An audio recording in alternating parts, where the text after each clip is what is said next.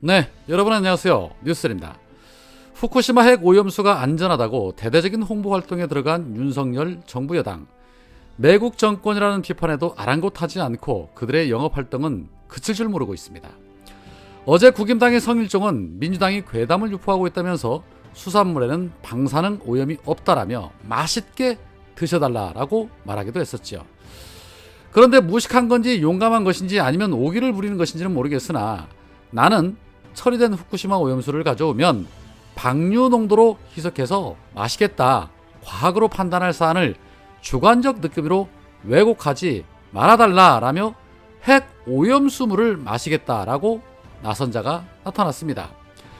충북대 약대 교수인 박일영 교수는 최근에 생물학연구정보센터 인터넷 공개 게시판에 올린 글에서 국민 정서에도 국가 경제에도 도움이 되지 않는, 그렇다고 후쿠시마 오염수 방류를 막을 수 있는 실질적 수단도 보이지 않는 소모적 논란이 과학과는 동떨어진 주관적 견해들에 의해서 증폭돼 국민의 공포만 키워가고 있다라며 오염수를 다액종 제거 설비 알프스로 처리하고 방류 농도로 희석한다면 마시겠다라고 공개적으로 밝히고 나섰습니다.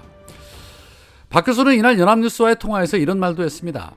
이제는 우리 국민의 식탁과 수산업계, 요식업계를 위해서 수습을 할 때지 정치권 등 책임 있는 분들이 국민에게 공포심을 줄 일은 아니다.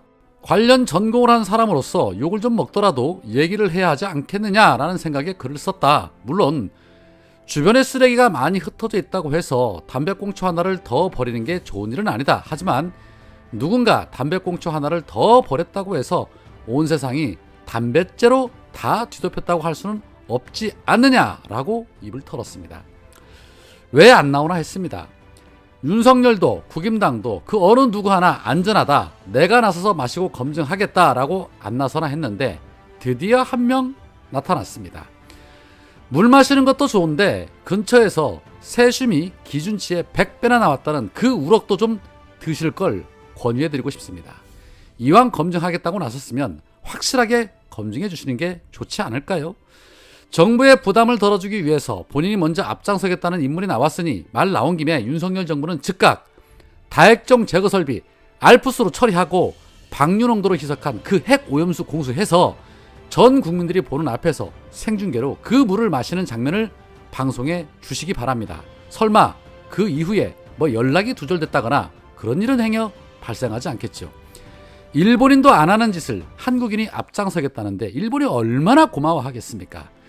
후쿠시마 오염수 방류를 막을 실질적 수단도 보이지 않는다라고 말을 했는데 윤석열이 앞잡이 노릇만 안 하면 충분히 막을 수 있습니다. 오늘 민주당의 이재명 대표가 시행하이밍 주한 중국 대사를 만납니다. 이 자리에서 한중 경제협력 방안과 일본 정부의 후쿠시마 원전 오염수 방류 관련한 공동 대책 등을 두고 논의할 예정이라고 합니다. 지금 국민의 민생과 안전을 걱정하며 바쁘게 움직이고 있는 사람이 누굽니까? 실질적인 또는 심리적으로 대한민국 대통령이 이재명 대표라고 해도 과언이 아닌 듯합니다. 윤석열이 해야 할 일을 이재명 대표가 다 하고 있으니 말입니다. 국민의 85% 이상이 불안에 떨고 있음에도 전혀 아랑곳하지 않고 일본의 앞잡이 노릇이나 하고 있고 세상 팔자 좋게 어제 충남 부여 지역을 방문해서 이항기 타고 모내기 코스프레나 하고 있지를 않나 정말 한심합니다. 대통령이 할 일이 그렇게 없습니까? 거기에 양곡관리법에 대해서 거부권까지 행사를 버젓이 해놓고 무슨 염치로 농민들 앞에서 모내기 코스프레를 하고 그것도 뭐 얼마나 했다고 한 자리 깔고 앉아서 지금 보시는 것처럼 술판을 벌이고 있습니다. 저 표정 한번 보십시오. 술 먹을 생각에 얼굴이 세상을 다 얻은 것처럼 윤석열이 활짝 웃고 있습니다. 부여는 정진석의 지역구입니다. 평야 지역인 호남에서는 받아주는 곳이 없었나 봅니다.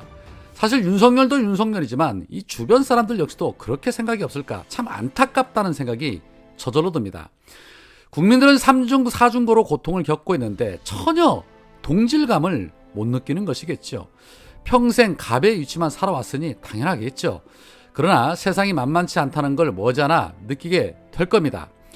어제 송영길 전 대표가 두 번째로 검찰에 출석한 이후에 1인 시위를 하는 과정 중에 인터뷰에서 이런 말을 했습니다. 최근에 변희재 씨가 주장을 하고 있지만 태블릿 PC 증거를 조작해서 박근혜한테 30년형을 구형했던 사람들이 윤석열과 한동훈이다. 윤석열이 문재인 정부 때 중앙지검 검찰총장 하면서 소위 적폐수사를 해서 수사를 하지 않았느냐. 지금 박근혜 전 대통령을 지지하는 많은 사람들이 윤석열을 대통령 후보로 찍었는데 사실 그 박근혜를 구속시키고 수사한 사람이 바로 윤석열 한동훈 아니냐. 그렇게 했던 사람들이 박근혜 지지자들의 지지를 받아 대통령이 되는 일종의 정치적인 참이라며 말끝을 흐린 뒤에 문재인 정부 때 했다고 비판했던 내용은 실제로는 윤석열 중앙지검 때 했던 일들이 많다. 그러니까 좀 국민을 기만하는 것이다 라고 말했습니다. 송영길 대표는 그동안 변희재 대표가 주장을 해왔던 태블릿 PC 조작설에 대해서 처음으로 언급한 정치인이 됐습니다. 그동안 윤석열과 한동훈 검찰이 보여준 수많은 정황들을 종합을 해봐도 조작설 가능성 의혹은 매우 높다라고 볼 수 있지요. 앞서 변희재 대표는 송영길 전 대표를 만난 일화를 공개하면서 얼마 전 목포에서 송영길 전 대표를 만나게 됐다. 송영길 대표는 내가 쓴 책, 태블릿 책 3권, 변희재의 태블릿 사용 설명서, 변희재의 태블릿, 반격의 서막, 나는 그의 겨울, 저들이 한 짓을 알고 있다를 다 정독하고 책 내용을 외우고 있었다. 내가 송영길 전 대표에게 지금 진보 진영이 힘든 상황이지만 무조건 반격을 해야 한다. 범국민 윤석열 조작수사 공대를 만들자고 대안을 했다. 지금의 검찰 탄압을 보호해주는 것과 과거 윤석열 한동훈이 조작했던 태블릿 조국수사도 다시 꺼내 들어서 이들에게 법적으로 책임을 묻는 대책위를 만들기로 그 자리에서 송영길 전 대표와 합의를 했다. 대책위가 만들어지면 송영길이든 김남국이든 억울하게 당한 사람들을 도와줄 것이지만 1차적으로는 한동훈부터 잡을 것이다. 대책위가 발족이 되자마자 한동훈에게 조작 수사를 자백하라고 공문을 보낼 것이다 라고 예고를 했습니다. 현재 대책위에는 송영길 전 대표와 손혜원 전 의원 그리고 안진걸 민생경제연구소 소장 등이 함께하기로 했다고 합니다. 잘 되기를 진심으로 바랍니다. 지금은 윤석열 정권에 맞서 싸워야 하는 시기이니만큼 사소한 감정은 접어둬야겠지요. 잘 됐으면 좋겠습니다.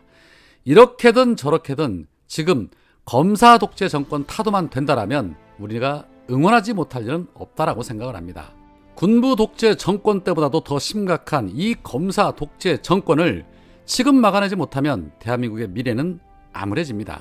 누구라도 공감하실 겁니다. 해서 저들의 아킬레스건이 있다라면 거기부터 집중적으로 공략해야겠지요. 하나가 터지기 시작하면 그때부터는 홍수 쏟아지듯이 터져나올 것입니다. 그리고 억울하게 누명 쓴 사람들도 원한을 풀어야 하고요. 진심으로 잘 됐으면 좋겠습니다. 오늘은 여기까지입니다. 고맙습니다.